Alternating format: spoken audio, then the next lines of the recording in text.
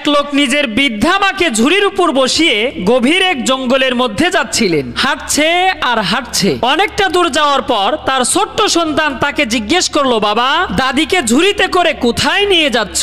বাবা বলল, তোমার দাদিকে জঙ্গলের মধ্যে রেখে আসবো। ছেলে অবাক হয়ে বলল, বাবা, দাদিকে কেন জঙ্গলের মধ্যে রেখে আসবে?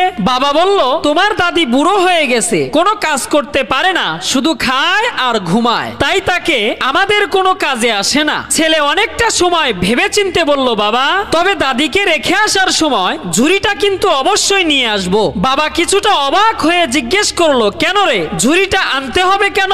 ছেলে বলল, বাবা, তুমি যখন বুড়া হইবা, কোনো কাজ করতে পারবা না, শুধু শুধু টাকা খরচ করে নতুন ঝুড়ি কিনতে যাব কেন?